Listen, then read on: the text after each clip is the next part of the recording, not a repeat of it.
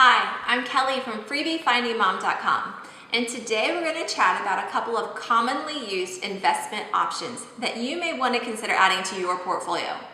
They are exchange-traded funds, which are commonly called ETFs, and mutual funds. Now you may be wondering, why do I need to know what is an exchange-traded fund or what is a mutual fund? Because at some point in your life, you're likely going to be investing some of your money in the market, whether it is through a retirement account or through a taxable investment account. So knowing the difference between them is a good idea. Since ETFs are some of the simplest, the easiest, and the cheapest investment options, it's a prudent idea to have some knowledge about what they are and the advantages and disadvantages of them. Plus, knowing the difference between ETFs and mutual funds will not only save you money, but it can also make you more money as well. So let's go ahead and get into it. So what is an exchange-traded fund? An ETF is an investment security that tracks either an index, commodity, bonds, or a basket of assets. Unlike mutual funds, ETFs act more like common stock in that they are traded on stock exchanges. They don't have net asset values or NAVs that are calculated at the end of each day. In fact, ETFs, like common stock, their price fluctuates throughout the day as shares are bought and sold. ETFs also typically have higher daily liquidity and lower fees. Let's talk a little bit more about the fees, since after all, I do want to help you save money. Which brings us to our next question. Are ETFs expensive to buy? Nope. ETFs are some of the cheapest investment options to buy, and they have lower fees than mutual funds. In fact, their expense ratios are typically less than 1%, and oftentimes their expenses are even less than 0.5%. So why are ETFs less expensive than mutual funds?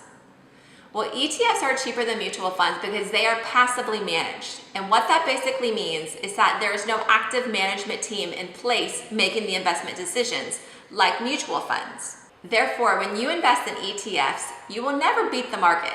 If your goal is to beat the market rate of return, then you're going to need to invest in actively managed securities like mutual funds. But you're going to have to pay for that active management, in turn with higher fees. Therefore, the fees for mutual funds are typically more expensive than they are with ETFs.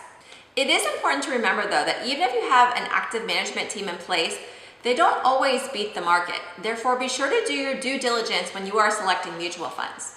That's right, even if you have an active management team in place, the ETF could still outperform the mutual fund. Which brings us to the next question, which is, how do I make money with ETFs? As we said before, ETFs track either an index, commodities, bonds, or a basket of assets. So let's say, for instance, the index goes up by 1%. Your ETF will also go up by 1%. But the inverse is also true. If the index goes down by 1%, your ETF will also go down by 1%. It's important to note, though, that the ETF performance is not entirely that simple because of a little thing called the tracking error. Since ETFs mirror an index, they invest in things that are a representation of that index. Therefore, it's not an exact copy of the index. So there is some room for some deviation, also known as the tracking error. But don't get too worried about the tracking error because ETFs are still great investment options if you're looking to earn the market rate of return. Now that we have the fees and how to make money with ETFs out of the way, let's address our next question, which is, when do I buy ETFs? Well, let's say, for instance, you want exposure to large cap developed companies. It doesn't make a lot of sense oftentimes to invest in a mutual fund because those mutual funds don't typically outperform the index, largely because there's a lot of information available about those companies already. So in that instance, it would probably make more sense to buy an ETF. For instance, the SPDR ETF with the ticker SPY mirrors the S&P 500 index. Another instance when you may want to invest in ETFs is, let's say you want a particular sector exposure. Say, for instance, you want to invest in energy companies, but you're not sure which ones to choose. You can buy the energy ETF, with one of them being the ticker of XLE, and still get that exposure into your portfolio. Another way I like to use ETFs is when I want to get foreign market exposure.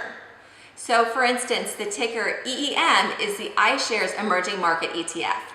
Now that we have discussed how much ETFs cost, how you make money with ETFs, when to include them in your portfolio, and now we need to address, how do I buy ETFs? You can buy exchange-traded funds through a broker, or you can go the DIY route and buy them yourself through online platforms, through companies like TD Ameritrade or E-Trade. Now, before you say, oh, there's no way I could buy my own securities online, I encourage you to take a look at companies like TD Ameritrade and E-Trade and look at their online platforms. I think you'll be surprised at how easy they are to use and intuitive they are. There you have it, a little investing 101 about exchange-traded funds and mutual funds. If this video has been helpful, please give it a thumbs up and be sure to click subscribe to my YouTube channel. Also, if you will, follow me on Instagram. Thanks for watching.